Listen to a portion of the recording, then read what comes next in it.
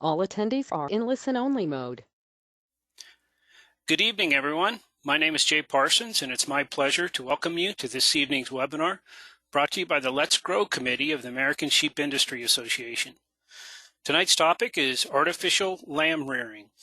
I'd like to start by thanking the American Sheep Industry Association and the Let's Grow Committee in particular for providing funding support for this evening's webinar, and to encourage you to visit their website to access a large volume of resources available to help you be successful in the sheep business. The URL for the ASI website is www.sheepusa.org.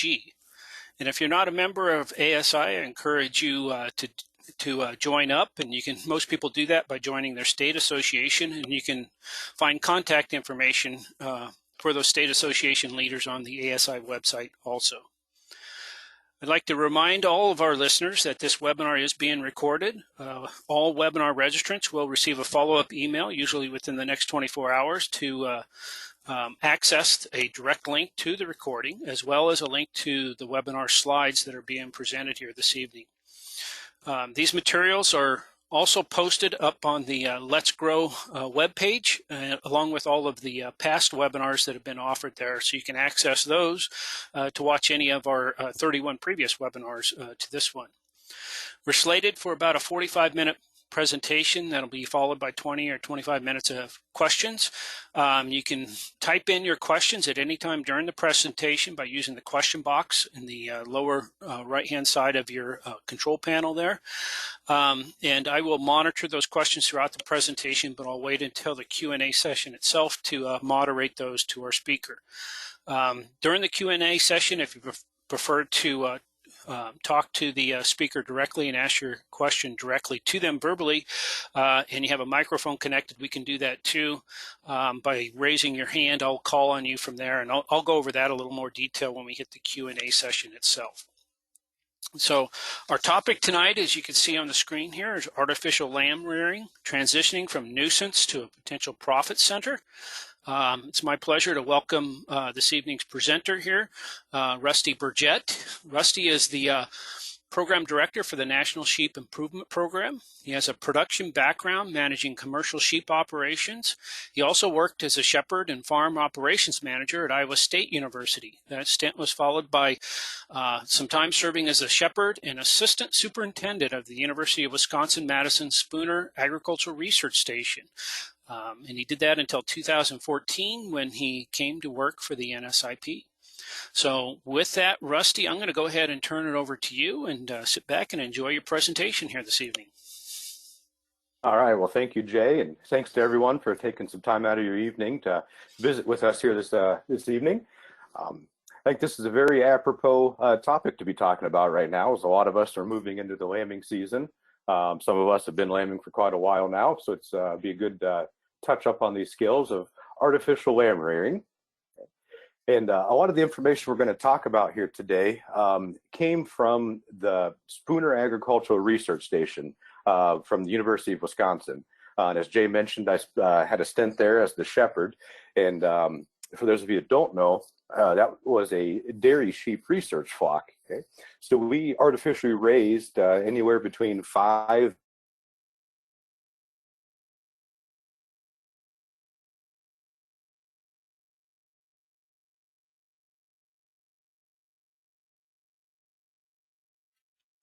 Hey, Rusty, we lost your volume. Are you there, Rusty?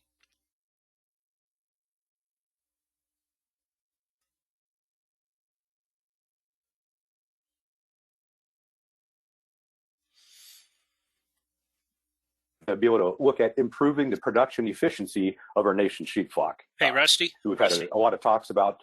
Yes. Yeah, not to interrupt, but you went silent there for a little while. Oh, I'm sorry. Okay. Can you hear me now? I can hear you now. If you want to just start over with, you talked about Spooner and stuff. So.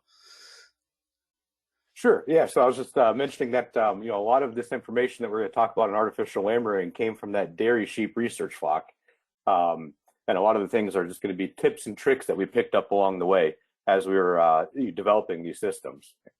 So big picture, this is an important topic to talk about, because in general, we've been talking about increasing the production efficiency of our nation's sheep flock.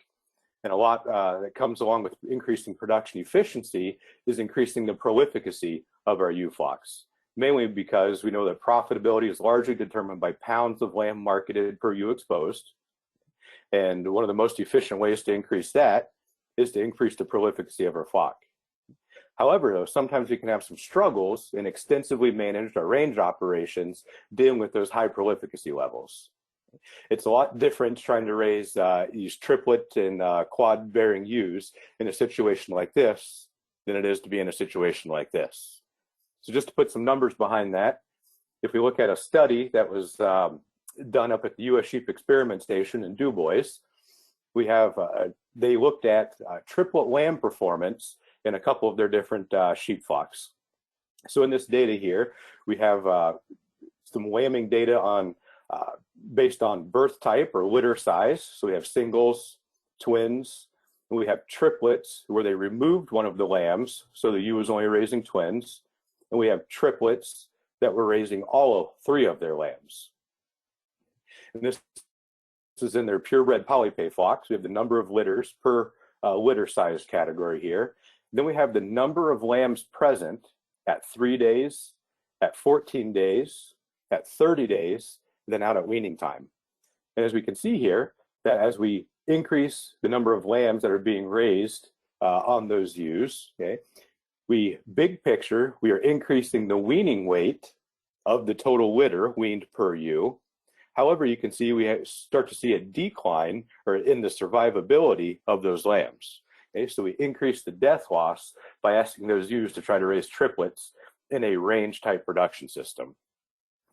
And a secondary data set within this paper by Dr. Notter and others, they found that in the purebred polypay flock, triplet lambs had about a 55.3% probability of being present at weaning time or surviving to weaning time. In the crossbred lambs, there's a little bit of heterosis effect there, I think. We see an increase in the probability, but still, sending those triplet lambs out onto an extensive range type production system, that's asking an awful lot of those ewes to try to bring all those triplets home. Another way to look at that, okay, is yes, we'll see an increase in pounds of lamb weaned per ewe. Okay? If we have 100 triplet litters, we would wean 20 additional lambs compared to 100 twin litters. But along with that, we also produce 75 lambs that we lose to death loss. And that's a pretty large death loss, I think, for just about anyone to try to swallow. No one likes to see that much death loss. So a couple other studies, this paper also referenced another study by Randy Borg, showed that there's little benefit to increasing our litter size above 2.2 lambs per litter. So presenting this data, I'm not here trying to say that we shouldn't be looking at genetic selection for increased prolificacy. This 2.2 lambs per litter that they stated was ideal, or kind of the maximum we're looking for, that's a far cry away from the 109, 110% lamb crop that we're at nationwide right now. Okay? There's a lot of work that we need to be doing to increase the productivity and production efficiency of our flocks.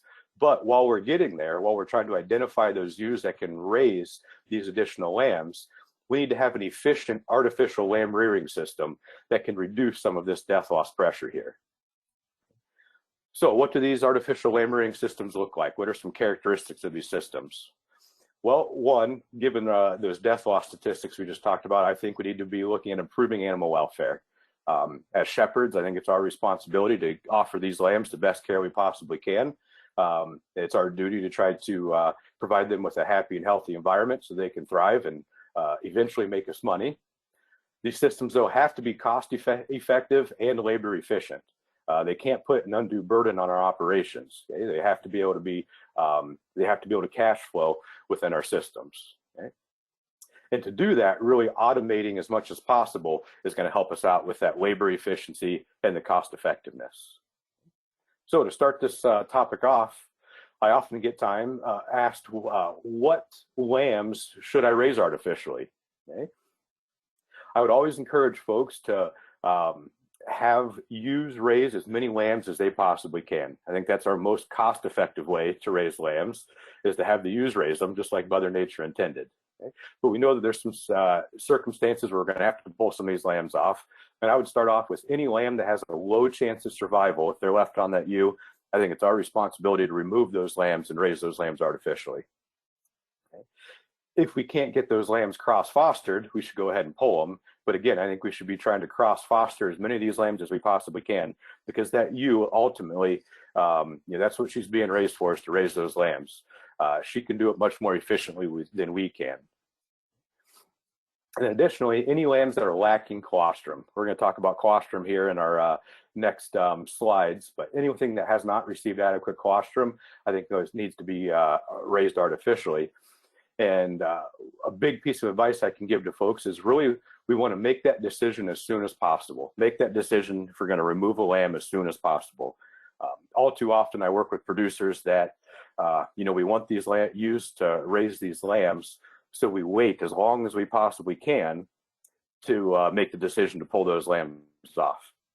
But I can tell you that it's much easier to get a lamb started on an artificial rearing system that is a happy, healthy lamb. Okay? If it has been in the lambing jugs for 2 or 3 days and it hasn't had a whole lot of milk from mom, hasn't gotten that colostrum, it's borderline hypothermic and pretty weak, it's pretty tough to keep those lambs going. Okay? So we need to find a balance between making that decision early, okay, and knowing which lambs that we can remove from those ewes efficiently, which ones that she can raise efficiently. So the most important part of any of our artificial rearing systems is going to be colostrum intake of these lambs. Okay? This is the number one thing that we can do to ensure success, is making sure those lambs receive adequate colostrum intake. This is important because I'm sure you all know that lambs are not born with any active immune system. Okay? They acquire their immunity from their mothers through that colostrum, and we receive our passive immunity. And over time, that passive immunity starts to tail off as the active immunity of that actual lamb, their actual immune system, starts to kick into action. Okay? And this colostrum intake is going to be critical to acquiring that passive immunity, and timing is extremely important when it comes to colostrum intake. Okay? We really need these lambs to be consuming this colostrum. Ideally, about 10% of their body weight in colostrum should be received within the first 24 hours. And I got a couple graphs that will depict that here in a couple slides. 10% of body weight is a relatively large amount when you think about it. Okay? So we're going to split that amount up into multiple feedings. I always suggest 4 feedings at 4-hour intervals. Okay? But this timing is extremely important, because we know a couple different things. Okay? One, it's the timing of collecting this colostrum from our ewes, ideally, is going to be important, in that the sooner that we can get to that colostrum from a ewe, the more concentrated the immunoglobulins are going to be in that milk. Okay? So the more antibodies per milliliter of fluid are going to be present in that milk. So here we have the immunoglobulin concentration across time, across the x-axis here. And we can see that we see a pretty steep decline as we progress from time since parturition. There's a lot of variation between sheep within a breed, and there's also a lot of variation in the timing of this drop off across breeds. Okay? But the sooner we can collect that colostrum, the more concentrated, the more antibodies are going to be present within that milk. More importantly, though, is the lamb's ability to absorb those antibodies within that colostrum. And we know that the antibodies in that colostrum are absorbed across the gut wall, okay? And the ability of that gut wall to allow those antibodies across decreases with time. Okay? So this is why we suggest that the majority of that colostrum should really be within those lambs within the first 12 hours of life. Okay? You can see a pretty steep drop off in the absorptive capacity of that gut wall. Okay? We still see a little bit out here at 24 hours, but the more we can get into them at 12 hours, the better immune response we're going to see in those lambs. So oftentimes it's difficult if a ewe is not producing enough colostrum, we need to figure out where are we going to get that colostrum from. Okay? So ideally, we're going to be supplementing lambs with ewe colostrum. So maybe you have a ewe that has a single, and she has some excess milk. So after her singles nursed, you can go ahead and milk those ewes out, either milk them by hand, or you can use some of the hand milkers. Milk those ewes out, and you can actually freeze that colostrum and then thaw it out later when you actually need it. Okay? If this is not an option for you, okay, if you're not excited about jumping into lambing jugs and milking out ewes, okay, we can utilize cattle or goat colostrum.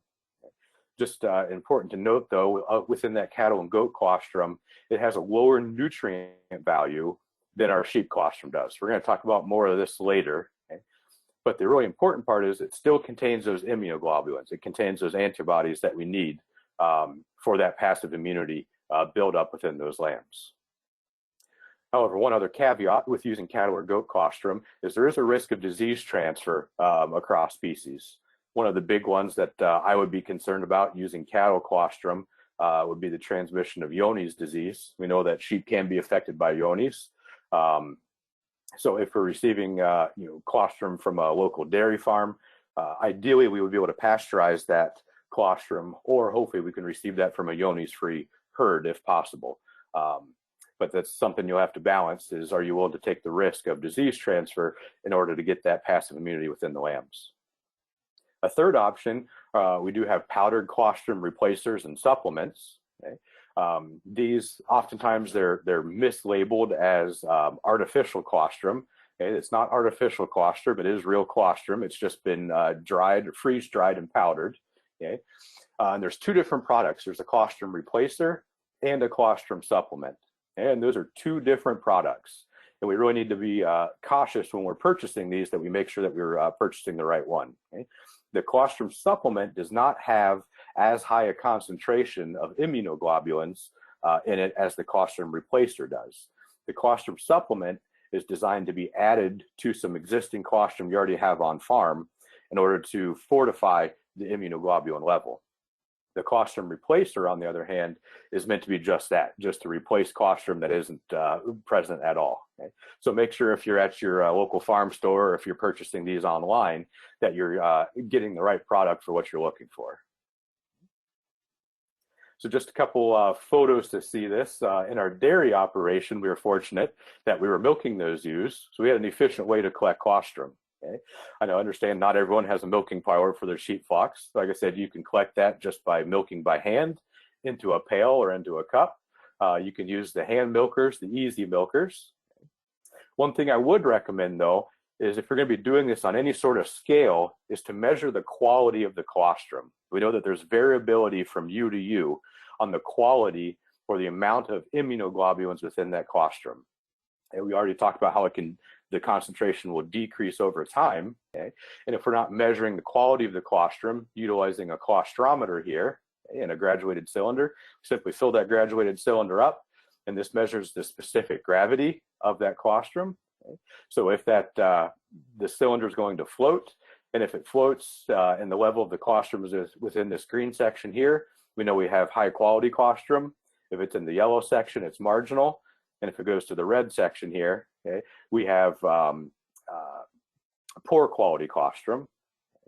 So if we have, if we collect colostrum and it goes down to that red level, if we have poor quality, we might want to look at using one of those colostrum supplements to fortify that just a little bit. Okay?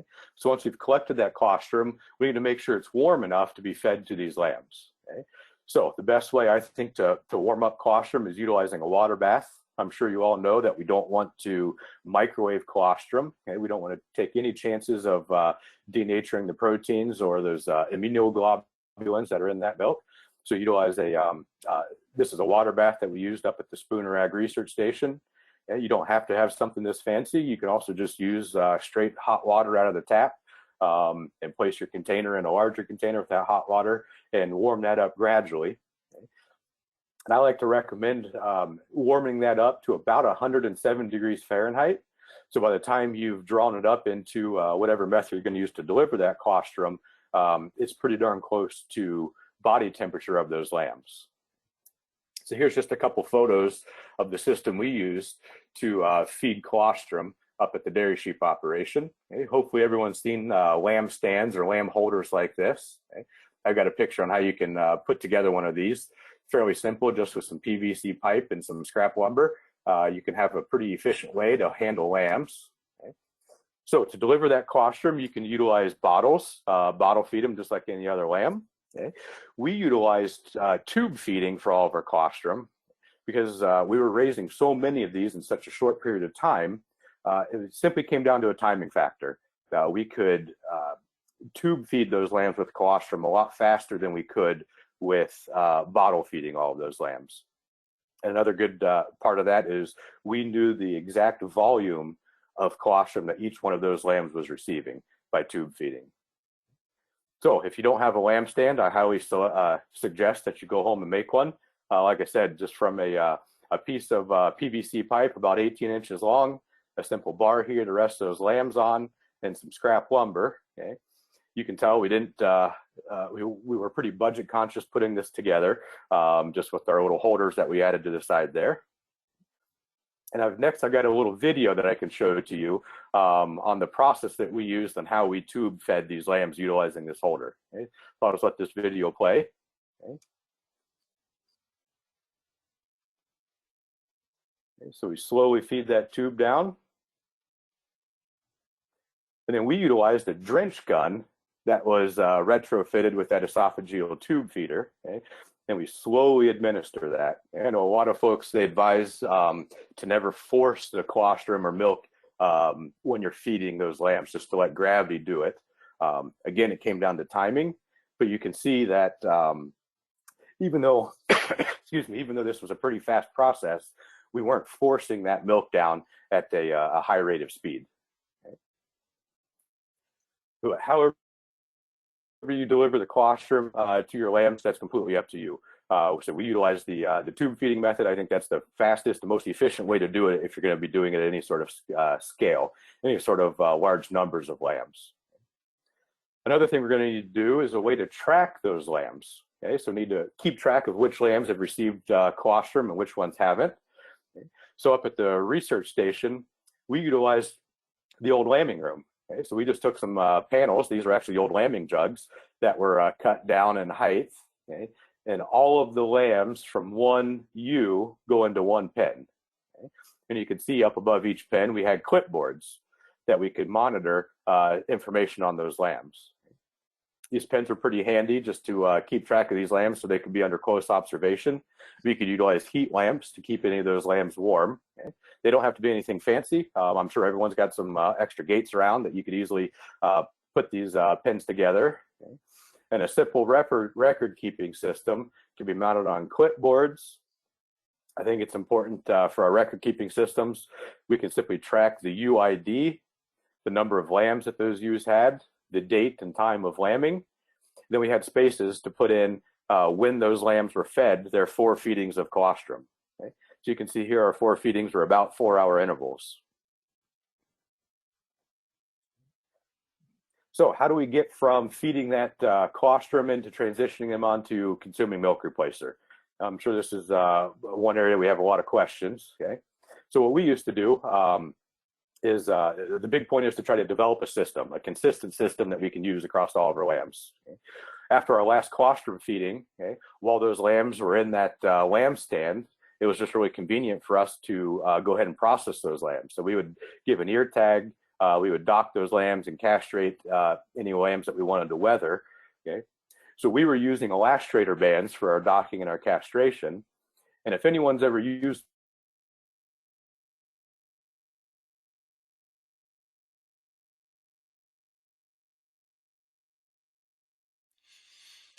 Hey, Rusty, we lost your audio.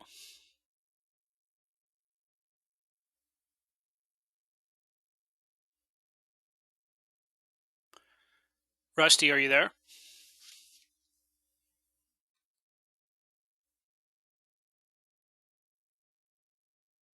milk replacer feeders. Rusty. And these young lambs will feed warm. Rusty. Yes. Not to interrupt, but we lost your audio when you were talking about using the bands for castration. So if you want to back up at the start of this slide. Yep. Thanks. Sure. Yep. So I was saying, so we utilized elastrator bands for docking and castration. And one of the things that we noticed is, those lambs, they tend to lay around a little bit, feel sorry for themselves after we put those bands on. And we use that to our advantage, okay? Because we found that during that time when those lambs were kind of laying around, they were getting nice and hungry. Okay? And that made it easier in this training process, which we're going to get into in more depth in just a couple of slides. Okay? So that leads us to, how do we feed our milk replacer portion for these lambs? Okay, there's a couple different methods. There's the old-fashioned, tried and true feeding out of bottles. Okay, we have lamb bars. Okay? There's lots of different types of lamb bars, just different ways that we can feed multiple lambs all at one time. And then we can step up in our volume and size and utilize automatic feeders. Okay? So we're going to talk about those in depth individually here. Like I said, we can utilize bottles. If we're on a small scale, just a handful of lambs every year, this might be the most efficient way to do it. Okay? But if we have large numbers of lambs, it can be pretty labor demanding. Okay? We're at the lamb schedule on trying to get those lambs fed. Okay? Another thing is we don't have ad lib access for those lambs to milk replacer. Okay? So we have to feed larger meals, okay, in order to get for those lambs to get their intake, and sometimes that can lead to lambs gorging themselves. Okay? So there's some simple solutions that exist that better mimic natural feeding situations or ad lib access to milk replacer. Okay, so there's a couple different lamb bars. There's buckets like this. Okay, we can get these from a couple different retailers. There's a couple different styles out there. Okay. There's a couple different differences in these buckets, though. One thing that we can notice on this bucket over here on the left is that the nipples are placed down at the bottom of the bucket compared to this one on the right here where the nipples are placed up at the top. Okay? With the nipples down at the bottom, and we have the force of gravity that's helping those lambs, so it's making it easier for those lambs to start nursing on this bucket. Okay? So for our young lambs, okay, we're going to be feeding warm milk replacer and trying to make it as easy as possible for those lambs to nurse onto these buckets. Okay? They're kind of hardwired to be trying to nurse from a ewe. So this is against their nature a little bit to try to nurse from an inanimate bucket. So anything that we can do to make it easier on them, so by having these nipples down here at the bottom feeding warm milk replacer, okay, makes that transition a little bit easier. So then as those lambs get accustomed to nursing off of a bucket, okay, their intake is up where we want it to be, about a week to a week and a half time period, we can transition onto a different type of bucket where the nipples are at the top, and this one has hoses that are going down to the bottom of the bucket. So those lambs have to nurse just a little bit harder to get that milk out, and we can feed cold milk replacer to those lambs after they've reached about a week and a half of age. Okay? And that combination of making those lambs work for it a little bit harder and having cold milk replacer, that's going to minimize or limit the size of the meals that they have. So they'll hopefully come up and have multiple small meals versus having one or two very large meals. And when they gorge themselves like that, we run the risk of abomasal bloat in these lambs. Okay? So if you're going through your systems and you find that you have a lot of lambs that are suffering from abomasal bloat, you might look at either you're feeding your milk replacer a little bit too warm, or you're making it just a little bit too easy for those lambs to be getting that milk. There's a couple other different types of feeders that we can use. Okay? This system utilizes simple coolers or ice chests that you can pick up at any discount retail store. Okay? Doesn't have to be anything fancy. In this one here over here on the left, okay, this setup would be for young lambs that are just learning how to nurse on this milk replacer. So what they use here is we have shallow cake pans, okay? And those cake pans are up on some blocks that raise that cake pan up to the top of that cooler, so it's more level with the level of the nipples. Those lambs don't have to work for it nearly as hard. And you can keep that milk nice and warm by putting a heat lamp down under that cake pan. Excuse me. Then as those lambs are able to consume that milk better, you can switch out from the cake pan down into buckets. And now, again, you can see those hoses going down to the bucket. Now we're feeding cold milk. Excuse me, again. Feeding cold milk, again, we're limiting the risk that those lambs are going to bloat up on us from overconsumption in large meals. So once we move from these lamb bars, okay, if we increase in size a little bit, if we have a larger volume of lambs that we're feeding, we could step up to automated mixing machines or automatic lamb feeders for our milk replacer. Okay? And these might be more economical than some folks think. Okay?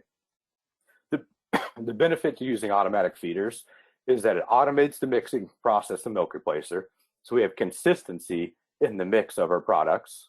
Okay? And it's a huge labor saver for us. Okay? We don't have to spend all that time hand mixing all this product for these lambs. It's going to do all that for us. So all of these, there's a couple different designs out there, but they all have a hopper on top for milk replacer powder. Okay? It's funneled down into a mixing chamber. Here we have an impeller where the water and the powder mix, and that impeller sits there and spins for a certain set period of time and mixes that product for us. And those lambs will have freshly mixed milk replacer whenever they are ready for a meal. Okay? So within this system, there's a couple different ones here from Lactech, which is a US company here. Here we have, of the three on the screen, this would be the most economic model, the cheapest model. Okay? This one here would be intermediate in price. Then this Grober, which I believe is a Canadian company, is going to be the most expensive.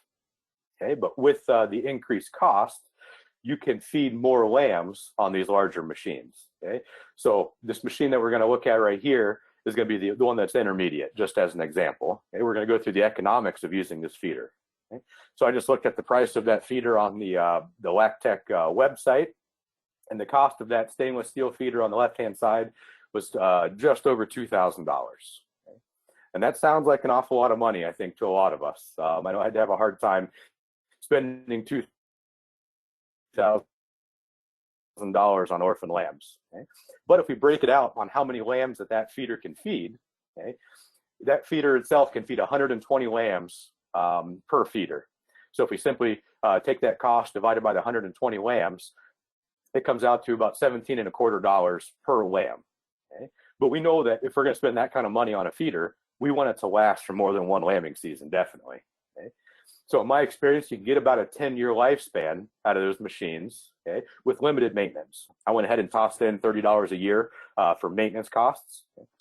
Really, you're not going to be spending $30 a year on repairing these machines, but $300 over the lifetime of the machine I thought was pretty reasonable for replacement parts. Over that 10-year time span, we can feed 1,200 lambs. Okay? And if we do the math then, even adding in those maintenance costs, we're down to less than $2 per lamb over the lifetime of that machine. That makes it a heck of a lot more economical for most of our sheep operations when we're looking at $2 per lamb. Okay? It's if you look at the cost of simply buying nipples for the screw onto a pop bottle, and you buy that soda pop, you're going to be spending more than $2 just to buy that bottle and just a nipple. Okay? So really, when we look at what we're going to be getting out of that, not even factoring in the labor savings of mixing up all that milk replacer, it becomes much more affordable. So regardless of which system we're using to deliver our milk replacer, cleanliness is going to be key. Okay? So a lot of times, especially in our young lambs, when we're feeding warm milk replacer, it is the perfect breeding ground for bacteria. Remember, bacteria really love warm, moist, and dark environments. And that's exactly what it is inside those bottles or inside those buckets, inside those automatic mixing machines. Okay? So cleanliness is going to be key. Regardless of what method we're using, we need to clean our feeders every 24 hours. So once a day, it just needs to be added into our routine that we clean those machines. Okay?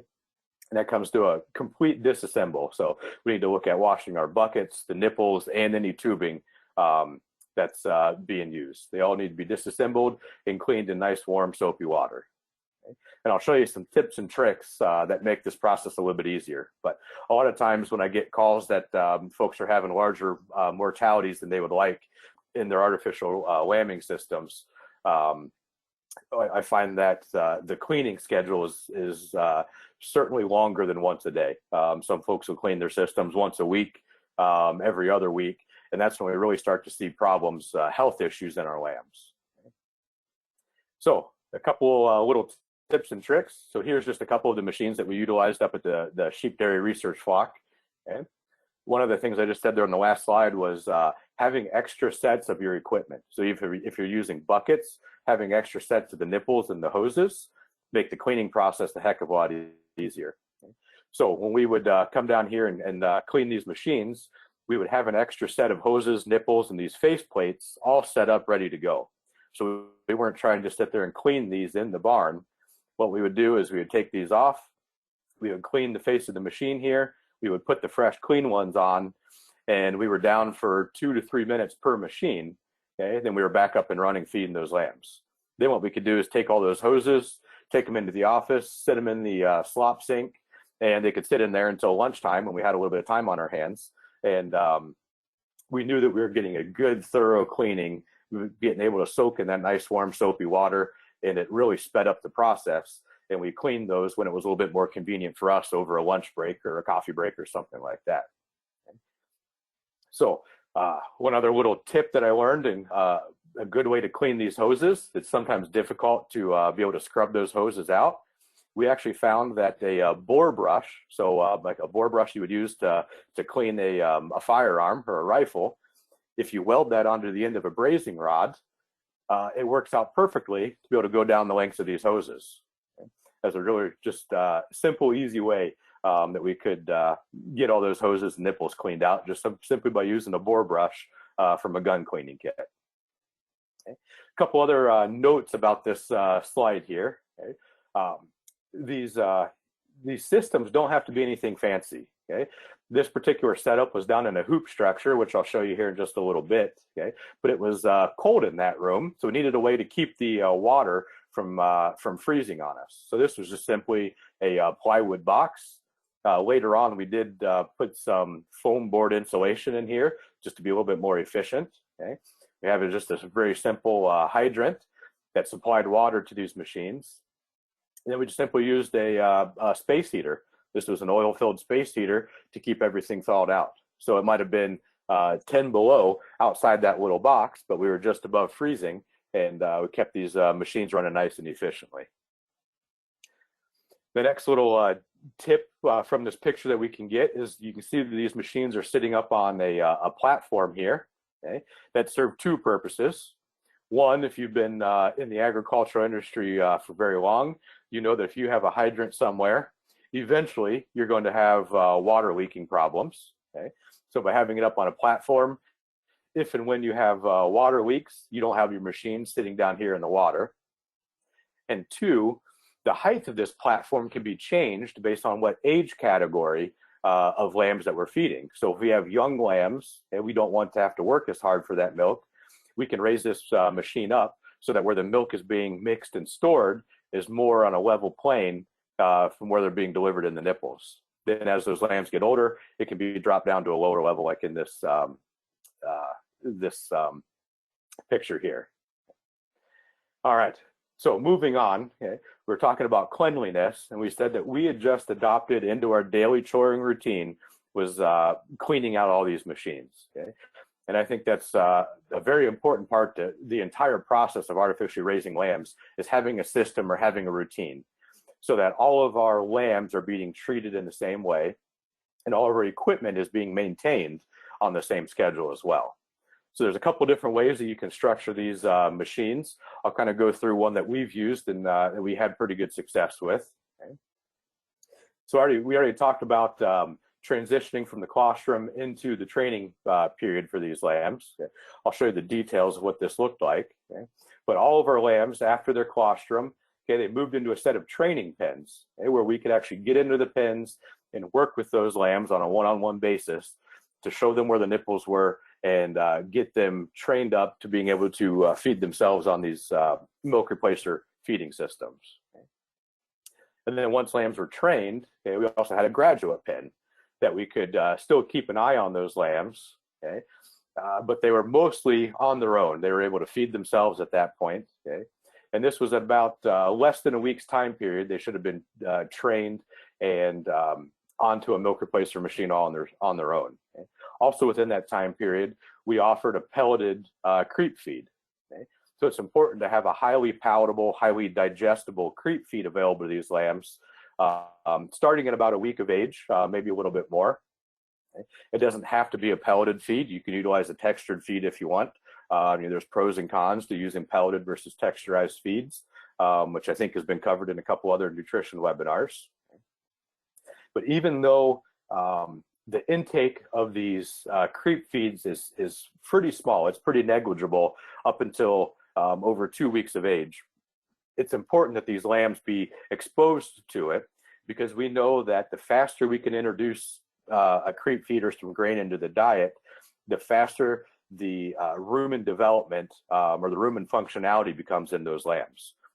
When those lambs are first born, they're really functioning as a monogastric animal. They don't have a functional fermenting rumen. So we have to provide them with a grain-based diet so we can have rumen epithelial development.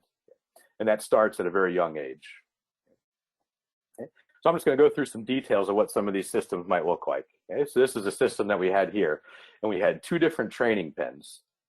So after a lamb received its colostrum, they went into one of these training pens. Okay? And in these training pens, you can see we would just go ahead and get into that pen with them, and we would work with those lambs 3 to 4 times a day, getting them up onto those nipples, helping them out. And I can tell you that patience is key when it comes to getting these lambs trained. Sometimes it can be pretty frustrating. We can be pretty sleep deprived in our lambing periods, but being patient with these lambs, being calm and soothing with them can really help to ease that transition when they're trying to learn how to nurse. Okay? So, they on day 1 after birth, they were in receiving their colostrum. So day 2, they would come into a training pen here. Again, so we would work with them 3 to 4 times a day. And after we noticed, usually after the first day of being in this training pen, we would notice that the lambs would be up there and they were nursing pretty well with a little bit of help from us. Okay? They weren't 100% on those nipples on their own. They still needed a little bit of help. But once they could nurse a little bit up there with our help, they moved over into a second training pen. And over in this training pen, we didn't have to work with those lambs near as often. We'd work with them maybe twice a day, if that. And a lot of times what we would do is while we were in this pen, working with those fresh lambs, out of the corner of your eye, you could see if a lamb got up here and nursed on its own. And as soon as the lamb nursed on its own, it went off into a graduate pen. Okay? That's when we knew that lamb knew how to feed itself on the nipple system, and we didn't have to worry near as much about it. Okay?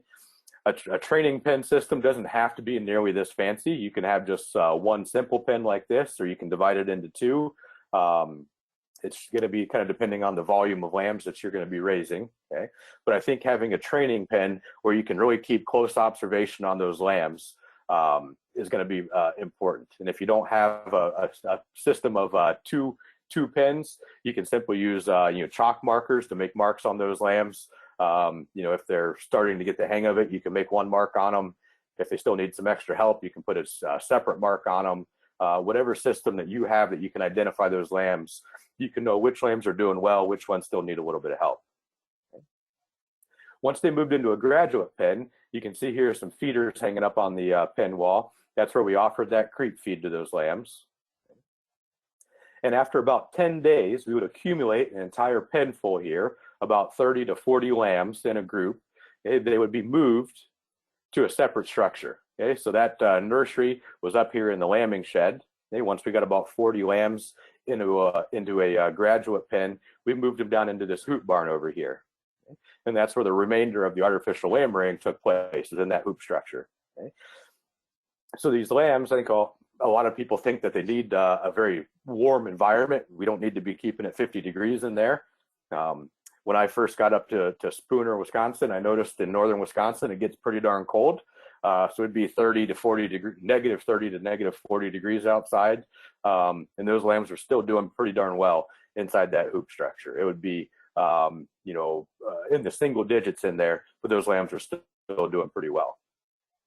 So within that hoop barn, this is what that system would look like. Okay, this is where those milk replacer machines were that I showed in a previous picture. Okay? But you can see we just had the milk replacer set up. Okay, this could be where you have your buckets or your lamb bars. Okay, it's also important to have your creep feeders in here. Okay? At about 2 weeks of age, you should see that the creep intake of those lambs, the creep feed intake, is really going to start to increase. Okay? And again, the sooner we can expose those lambs to creep feed, the easier that transition is going to be.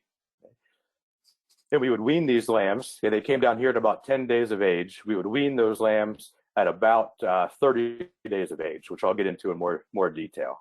Okay. But here again, you can see the outside of that feeder box. That's what the inside of that box looked like.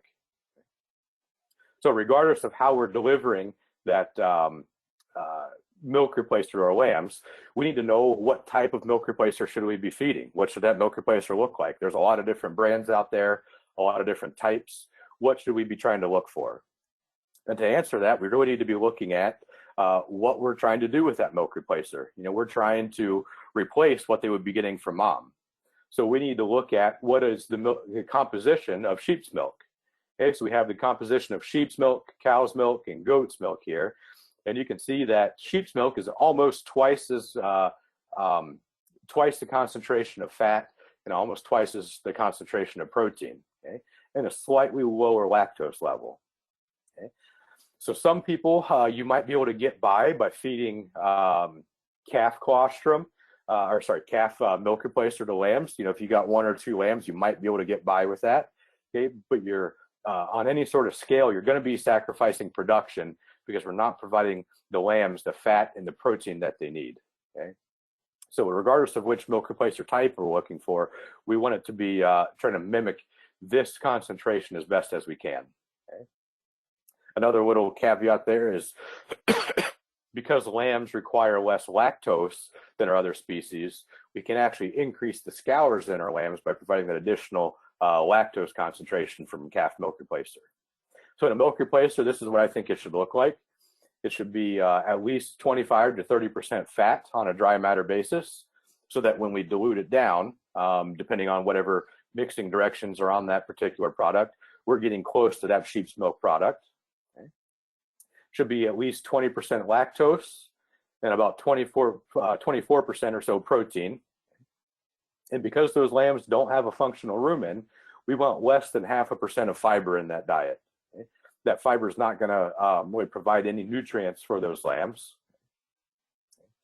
We do have options to have medicated milk replacer. Okay. So we can use medications, particularly for the control of coccidia in our lambs.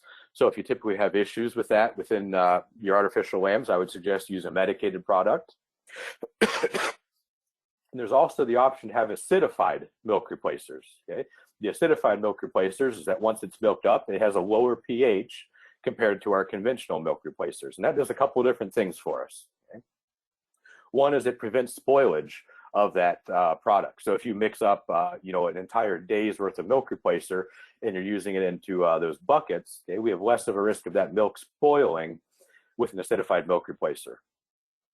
And there hasn't been a whole lot of research on this in lambs, but in other species, okay, we see that by having a lower pH, we see greater digestion, okay, or more rapid nutrient absorption across the abomasum and lower intestine in these acidified milk replacers. And because there's an increase in digestion, okay, there's an increase in the intake, and they see less scours. So most of that research was coming from dairy calves, okay? But I don't see a whole lot of reason to believe why lambs would be any different in terms of looking at acidified versus non-acidified milk replacers. So how much milk replacer is a lamb going to consume? Okay? So on average, a lamb is going to consume about 18 pounds of dry milk replacer powder from day 1 at birth until weaning at about 30 days of age. Okay? But within that, over half of that, okay, about 10 pounds, is consumed in the last 10 days. Okay? So we see an exponential increase in the consumption of that milk replacer as those lambs get older. Okay? So I always try to recommend that lambs should be weaned, okay, at 30 days of age. Okay? And our system was always, we wean those lambs at 30 days of age or 30 pounds, whichever one comes first. As we push past beyond 30 days, all we're really doing is we're increasing our bill for our milk replacer. Okay? As we get beyond 30 days, we can double, triple, or even quadruple the milk intake, and all that's doing is it's increasing the bills that we're paying for these lambs. We're trying to do this as efficiently as possible. You can wean lambs earlier than 30 days. Okay? So if you have a lamb that's out at 21 days and it's 30 pounds already, I would suggest go ahead and weaning that lamb, even though it's a little bit younger than that than the rest of that group. There were times, more often than I would like to admit, in those systems that we would have a nice 30-pound looking lamb that was 3 weeks of age, and we said, we'll go ahead and wait and wean it with the rest of the group. And you can guess which lambs would be suffering from abomasal bloat the next morning when we go in to check those lambs. It was always the nicest looking lambs that we didn't want to lose, just because we didn't want to pull the trigger and wean those lambs. But every time that we weaned the lamb early, I can tell you we did have pretty good success with that. I know it's tough to try to wean those lambs beyond or before 30 days, but we're looking at the economics. We really need to be pretty hard on that figure. Now, I always try to suggest to wean lambs abruptly. Some folks want to water down the milk replacer as they approach weaning, thinking it could be a more gradual weaning process. But really, that is going to increase our risk of bloat because those lambs are going to consume more of that watered down product. So we increase the risk of bloat, and we also can increase the risk of scours in those lambs. Back to our concept of creep feed, if we've exposed those lambs to a highly palatable, highly digestible creep feed at an early age, we can ease that transition. Okay? On our conventionally reared lambs, those lambs that are being raised with their moms out on forage, we typically don't see rumination within those lambs until about 30 to 40 days of age. Okay? If we can introduce that creep feed to them earlier, we can stimulate that rumen development at an earlier age, ease that transition of weaning time. And another common mistake I see is people want to offer hay to those lambs. A lot of lambs like to nibble on, especially like a leafy grass hay. They really like to chew on that. But again, they don't have a functional rumen.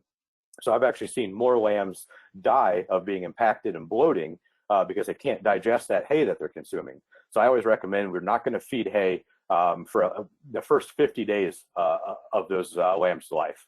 After your 40 to 50 days, we can start to introduce some hay into their diets. So how do these lambs perform? Okay, let's look at some weaning and growth rates of some of these lambs. So here we have some data from the Spooner Ag Research Station. So these were dairy type, or these were all lambs out of dairy type ewes. And we can see the effect of dam age here. So we have 2-year-old, 3-year-old, and 4+-year-old ewes. And we see a 30-day weaning weight here among those lambs. Okay. And this might be a little bit different than what some folks are used to looking at. Is yes, we see a little bit of an increase in the weight of those lambs due to dam age, but we don't see as big of a difference as we'd expect because these ewes are not raising their lambs. They're all being raised artificially. Okay? So there would be some differences in birth weight that might explain some of these. Okay? But you also see some slight differences in average daily gain. Moving into our singles versus multiple born lambs, okay, we still see a similar trend that we would expect from our conventionally raised lambs, is that they're singles. Okay, they have a little bit of an advantage when it comes to growth. So they're typically weaning a little bit heavier than those multiple born lambs. We see typical responses due to gender of those lambs. But what I really want to point out is these average daily gains. Okay? These are pretty respectable average daily gains when you're looking at any lamb, really. If you're looking at a typical white-faced lamb, if you can approach 3/4 of a pound average daily gain, you're doing pretty darn well, especially in these terminal sire cross lambs. So this is a terminal sire lamb crossed onto a dairy type ewe. Okay, so these would be F1 lambs. We're approaching 3/4 of a pound average daily gain. And that's pretty respectable in just about any of the circles that I go around with. Some of our intensively fed, all terminal sire breedings might be a little bit better than that on average daily gain, but that's pretty respectable. So if you look at the economics of this, is it going to be really profitable for us to be raising these lambs? Okay. Well, let's break it down by category here. If we look at milk replacer, if we have 18 pounds of dry milk replacer per lamb at about $2 a pound, come out to about $36 per lamb in milk replacer cost. Of all the time we have for colostrum feeding, for training those lambs, we have about a half an hour per head. If we look at just $10 an hour, we have about $5 in labor. We have miscellaneous supplies, a little bit less than $1 per head. Dry feed, so to take that lamb from birth, the creep feed to get that lamb all the way up to 60 pounds. Okay. We're looking at about $20.80. If we factor in the cost of our automatic feeder here, we're at about a little bit less than $2 a head, for a total cost of about $64.50 per head. If we look at the return of those lambs, selling a 60-pound lamb at $1.60 a pound, come out to $96 for a net profit of $31.50 per head. Okay. So we can take those lambs through an efficient production system and turn those into a profit center versus just a headache for us. Okay. One thing that this doesn't take into place, though, is when we originally put these numbers together, we factored in this half hour per head per day.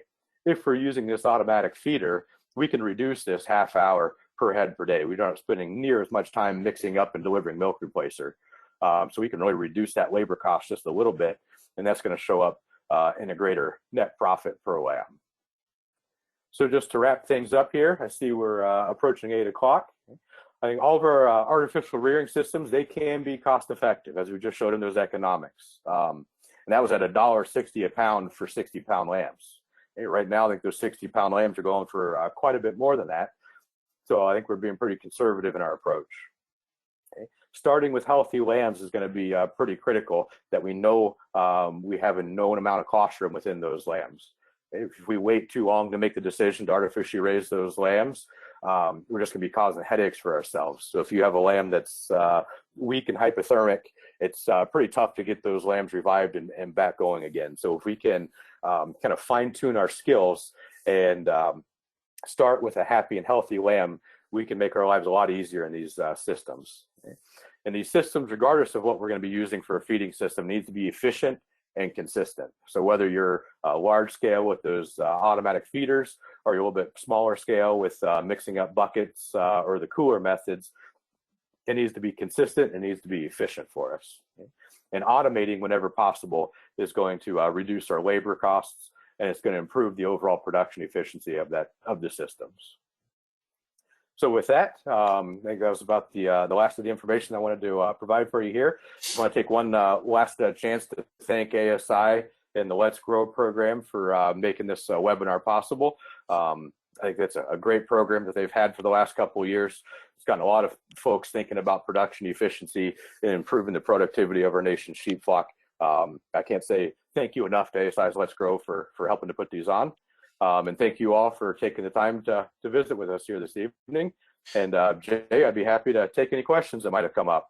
Okay, thank you, Rusty. And we did have quite a few questions come in while you were talking, and so I'm going to back you back to some of those screens that they came in on.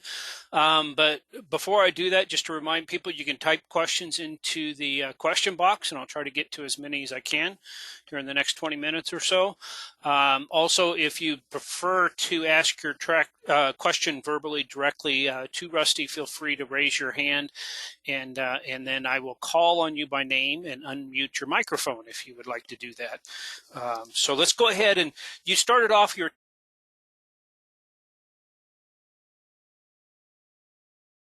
time.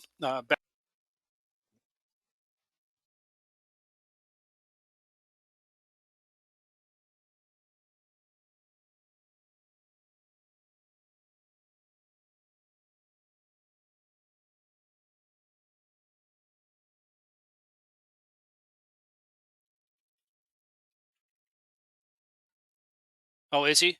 Okay, hold on just a second.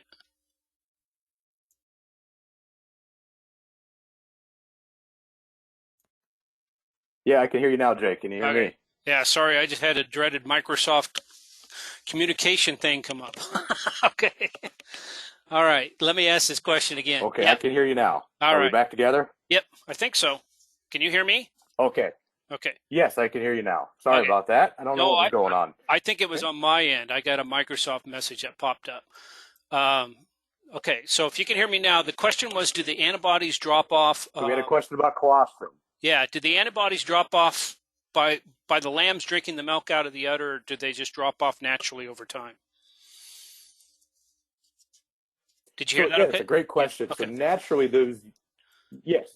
those ewes, the production of those immunoglobulins decreases over time. Okay, it's just kind of funny how Mother Nature figured it out. How the absorptive capacity of those lambs decreases relatively quickly over time. That they don't need to be producing the antibodies for that long.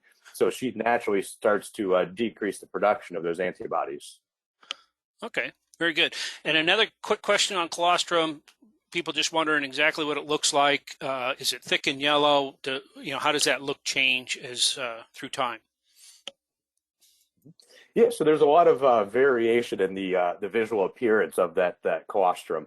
On average, compared to our normal milk, the colostrum is going to be thicker in consistency, and that's why we can utilize this colostrometer.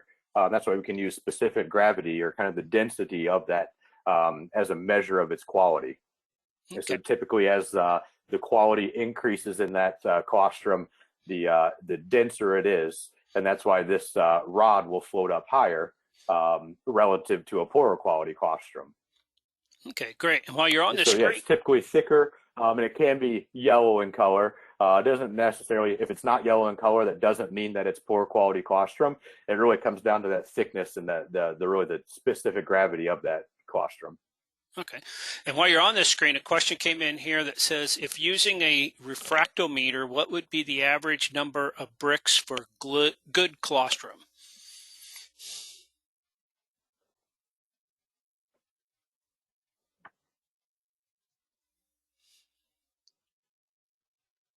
Did you hear that? Are you still there, Jay? You kind of broke up a little bit there.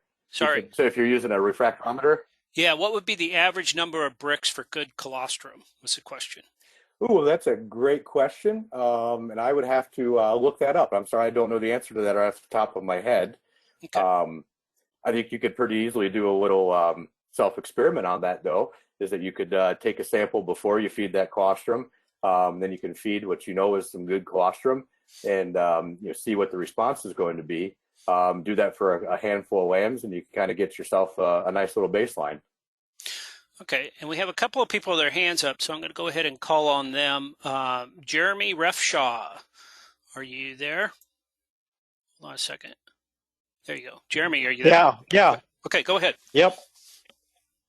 Have you noticed a difference in getting lambs to suck on the bottle if they've already sucked on the ewe, as it being harder to get them to suck on the bottle if they've already sucked on the ewe for a while? Yeah, I guess that's something I've seen or heard quite a bit. Is it harder to get them to suck on the bottle after they've sucked on the ewe? I think I don't think there's any scientific data to support one way or the other. I think from personal experience, I think there's there's some lambs that just take to the bottle better than others for a multitude of reasons. I do think on average, the more time they spend on a ewe, the harder it is to get them transitioned. They're used to routines. Everything about their nature tells them that they want to nurse on mom. So the longer they spend doing that, the tougher it can be to make that transition. That's why if we can make that decision as early as possible, I think the easier it's going to be for those lambs to learn how to nurse on a bottle or on a bucket. Thank you, Jeremy. And Tatiana Stanton, you there? Can you hear us?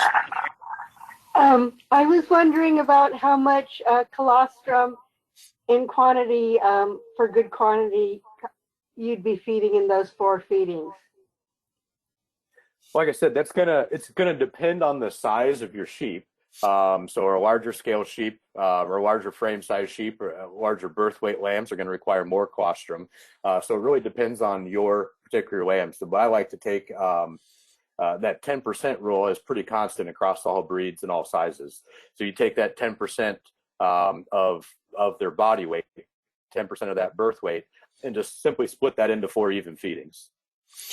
Okay, we'll take one more and then we'll go back to the ones that were typed in. Dan Serdar, are you there, Dan? Hey, I have a question for you. So, and correct me if my stats are wrong, but looking at the beginning, even though they were higher death rate, lambs that were viewed from higher litters had a higher weaning weight.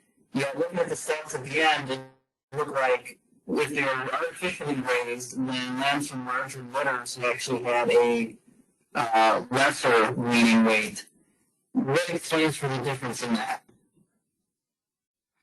Okay. Yeah, I didn't quite catch all of that. It was a little bit jumbled up, but I think that the gist of it was, if we go back to that data set I showed from Du Bois, is that as litter size increased, we saw an increase in weaning weight. But then on the those lambs I showed at the very end, that as litter size increased, we saw a decrease in weaning weight. And the biggest difference is really just in the reporting and what these data show. This would be the total weight weaned per ewe. So that's the size, total litter size of those that those ewes weaned. Okay, so these triplet bearing ewes, they weaned about 63 kilos of lamb in total. Versus the data I showed at the end, one, there's a unit change. I put those in terms of pounds, since most of us are used to thinking in terms of pounds, and that was the weight of individual lambs. So here on the screen, we have total litter weight versus the weight of individual lambs later on. Okay, thank you for that. Make sense? That answer it? Yeah. Thank you, Dan, for that question. While you're on this with the triplets, a question came in that said some producers choose the odd lamb from a set of triplets. In other words, if two are large and one is small, they take the small lamb to be the bum lamb, or vice versa. What do you think of that methodology? Is there any selection there among the three? Yeah, so there's, if you talk to 100 different people, they'll tell you 100 different ways to do it. I've heard a lot of folks that say you want to take the largest lamb off because it is going to be the easiest one to train. But I'll show you a picture here. I think there's some other mitigating circumstances that we can use to make those decisions. Regardless of size, if you have some lambs that are going to fit in any of these criteria, I would go ahead and pull that lamb off, regardless of if it leaves a mismatched pair on the ewe or not. I can definitely see the rationale in wanting to pull the smaller lamb, so you have a nice homogeneous pair of large lambs that are going on that ewe, going out onto the grazing situation. A lot of it just comes down to looking at the lambs and seeing which one you think needs some extra help. So looking at this is just a pair of triplets that I had last year. And I can see that this lamb right here, okay, regardless of size, it's actually the biggest lamb in the pen, but it's pretty gaunted up. It's hunched up, and that lamb, even though it was bigger than the other ones, it wasn't getting enough groceries. So that's the lamb that I went ahead and chose to pull off, because I thought that lamb had the lowest chance of success if I left it on the ewe. So I think it really comes down to whatever is going to work in your situation. Good. And a quick question on the PVC pipe where you showed holding the lamb. Was that 6-inch or 8-inch? This, I believe, was 6-inch PVC. I think that's going to depend on the size of your sheep, on whether you want to go to the 8-inch or not. I did try to, I got a picture here with a tape measure in it, so you can kind of get a little bit of an idea of dimensions on it. If you're raising kind of a larger frame type, terminal sire, I would maybe suggest going to the 8-inch model. So the mature weight on these dairy type ewes was between 170, 180 pounds, just to give you a little bit of a reference there as to what the size of those lambs were. We'd have anywhere from 8 to 14 pound birth weights in our lambs, and they all fit pretty well in this 6-inch diameter pipe. Okay, excellent. Logistical question on the machines and the nipples being out there. Do you have any trouble with cats not leaving those alone, and what do you do about it? Yes. Many a barn cat are the demise of nipples on the artificial rearing systems, and that's I have not found an efficient system at controlling that. Everything that milk replacer, I think it smells nice. I'm sure those cats do too. And I haven't found a cat-proof nipple. I can tell you that we did find there's differences in durability on different brands of nipples. So I would suggest, if you're having a hard time with, I can't do much about the cats, But if you have lambs that tend to be chewing on nipples, that you might just try either a different brand, or even within brands, there's different consistencies to them. So some are soft for those young lambs, and some are a little bit harder for the older lambs. Don't be afraid to mix and match and try different nipples to find out ones that are going to work out well for you. Actually, the ones that we used on the machines, they are actually goat nipples that we found paired up really well with the tubing size that we were using, and they had a pretty good durability in terms of those lambs chewing on them. Excellent, because some people did ask about the durability. They were saying the ones that come with the machine wear out quickly after lambs are 2 weeks old, and asked for a recommendation, which you kind of just covered that. But is 2 weeks about right for how long those last, or how long should they be lasting? Yes, unfortunately, I wish I could give a better review on them than that, but that was my experience as well, is that the ones that came with, and I only have experience with the Lactech machines, which they're a great machine. We ran a lot of them up at Spooner, but I didn't think that their nipples were very durable. So that's what we went to a different supplier for the nipples. Like I said, we went to a goat nipple, which we thought was just, it was a thicker material, but was still just as pliable as the ones that came with the actual machine. And those actually came from a small ruminant dairy supply, and I wish I could remember the name of it off the top of my head. But if you do a search online for goat artificial goat nipples or artificial rearing of goat kids, you can find those nipples there. They're a little bit larger than the lamb nipples, but we didn't have any problems with the size of them. Okay, excellent. And for clarification, somebody said, so you provide milk and creep until 30 days, and then just creep feed till 50 days, and then creep and hay. Is that what you're recommending? Yeah, so that was our recommendation. That's what worked out very well for us, just in a Midwestern farm flock production system. Was just we transitioned them just onto the creep feed, and then we would slowly introduce hay after those lambs had been weaned for about 20 or so days. That might be a little bit conservative. You might be able to introduce hay a little bit earlier, but I would want at least a week and a half from weaning until you introduce hay into those diets. Like I said, those lambs are still trying to get a functional rumen when they're at 30 to 40 days of age, and the creep intake is pretty negligible within the first 2.5 weeks of life. So we don't see a lot of rumen function at that young age. So anything we can do to stimulate that rumen epithelial development and get those lambs going is going to be is better off for us. From my experience, they don't have the fermentation capacity to fully digest that hay. Okay, good. And somebody asked if you could talk a little more about the abomasal bloat. What causes it, and how can it be prevented?